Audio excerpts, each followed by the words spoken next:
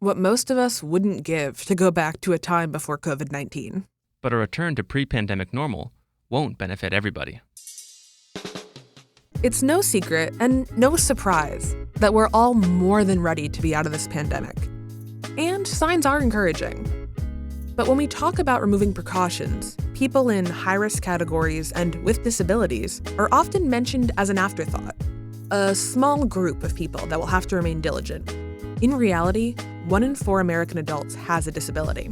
This week, we talked to Ryan Honick, a DC-based disability advocate, speaker, wheelchair user, and founder of Wild Pitch Media. He answers our questions about how the disability community dealt with the pandemic and what gains they made during COVID-19.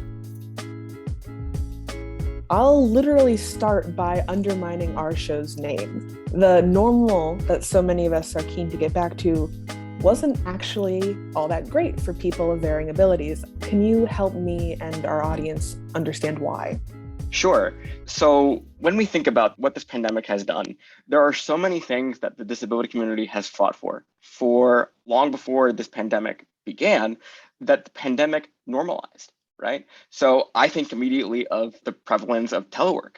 Prior to the pandemic, so much of telework was thought of by so many as something that you do if you, quote, don't want to work, or you're slacking off at home, all of these negative connotations with telework. And then suddenly the pandemic happens and everyone's like, oh, this is fantastic.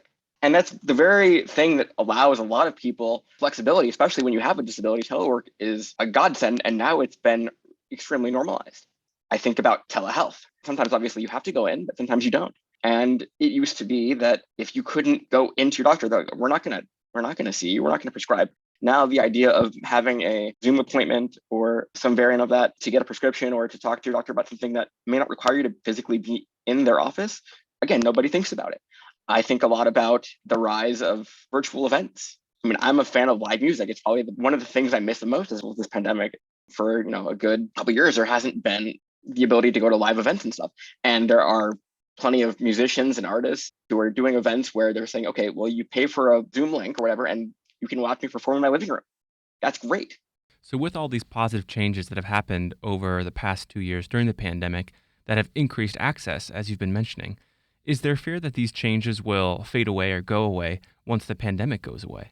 Well, absolutely. There's hope that it will stay. And I certainly hope so. But again, I think as with a lot of things, there's this fear that, especially among the disability community, that, hey, this normal that we're all going back to means that all these things that we've talked about will get stripped, because the disability community is often thought of as this small pocket of the population, when in fact we're 1 in 4. And we're the largest minority because we have such an intersection among different groups. That's not something to forget about. Our fear is exactly that kind of like at the beginning of the pandemic, when it started, it was, oh, it's only high risk people and you guys can just stay home, right? And then as it slowly affected more and more populations, it was like, oh, this affects us too. Suddenly you have people that are supporting and arguing for the things, again, that the disability community has long since fought for. Pulling on that thread, way back at the start of the pandemic, I want to say in April of 2020, I know ProPublica did a piece covering both Alabama and Washington State's disaster preparedness plans. And at the time, both said that people with intellectual disabilities were literally at a lower priority for life-saving treatment. Advocates, yeah, like you're completely unsurprised by this. And advocates pushed back, but I was going to say, is this kind of thinking uncommon in the medical community? But I gather from your reaction, it's not. No, and throughout the pandemic, there were other similar reports like the one that you're talking about that talked about the triage of ration care. And the way that it kind of came out was several states basically said, if you have a disability, because you were not somebody that was deemed basically high value in terms of what you could do once you were treated, our lives were put way below those of other folks. Now we have all of these vaccines and things, and the big problem with that is access. There was a study that came out from the CDC, I think last month, that said there is less hesitancy among the disability community to get vaccinated. And yet, because of access issues, we're having trouble getting vaccinated. Even something as simple as there's a lot of sites that don't have the ability to handle folks with intellectual disabilities that may require some additional assistance, or even something as simple as actually registering for the vaccine. A lot of the websites are not fully ADA and 504 compliant. So we have folks that can't even register. One of the biggest fears right now is, of course, as these folks are trying to get vaccinated and mask mandates and things are dropping, a lot of the disability community is still very fearful because a lot of us can't get vaccinated.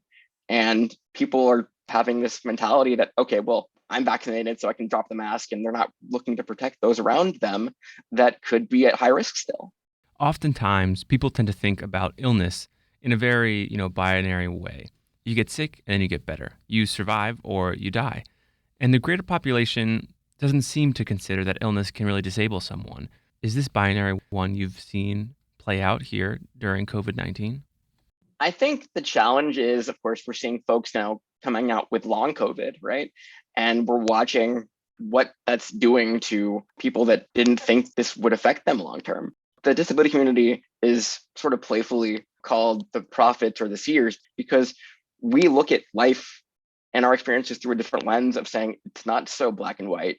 There are these nuances. And then folks who, again, come out later and go, oh, you guys were right. So it doesn't surprise me at all that this is happening. The hope, of course, is that we continue to bring awareness to these things. And so I'm grateful to be here today. Of course. I know a lot of times when issues surrounding disability are talked about, they're only talked about in the context of how they impact, quote unquote, everybody else. What do you want traditionally able people to remember from this experience? The biggest lesson to take from all this, like I said, is the disability community has been hammering these things home long before COVID came. Now we have this pandemic landscape that is saying, look, these things are okay. They work. Don't suddenly decide, you have to go in the office 5 days a week and commute. Even among the non-disability community, the great resignation is happening. And why? Because people are realizing, I don't want to do these things that weren't working for me. They're not helpful. They're putting too much stress on my body, my mental health. That's the other thing too. I think this pandemic has shined a big focus on mental health in a way that very few things have in recent years. Mental health was being talked about more, less stigmatized, which is, I think, a great win. Telehealth for therapy appointments, huge. Those are my victories. I think looking at this from a standpoint of, I have a service dog, right? So there's plenty of things where he and I are out in the world. And prior to the pandemic, I would say everybody's very, very nice and very helpful most of the time. But the pandemic gave me a bubble of personal space, which my dog is great and he's fantastic. And he's got all kinds of gear that says, give us our space, let us work. And well-intentioned people just tend to ignore that. And the pandemic made that okay. And I sort of saw this curve of people thinking, okay, the pandemic is in their mind over because that space bubble completely went away. For a lot of reasons, personal space, regardless of the pandemic, huge. I'm widely known online for my battles with rideshare because of my service dog. That unfortunately hasn't changed much. I thought the pandemic might change that, but that continues to be a battle. So much so that when I went to go and have my vaccine, I actually left him at home. One of the perfect times where I would absolutely want him there. But I often have to make that calculus about, do I want to get to my appointment on time or do I want to build in rejection time to deal with 3 or 4 Ubers who say no before they say yes? So Ryan, we've been talking a lot about how access has been increased during the pandemic, as far as telework goes, as far as access to entertainment.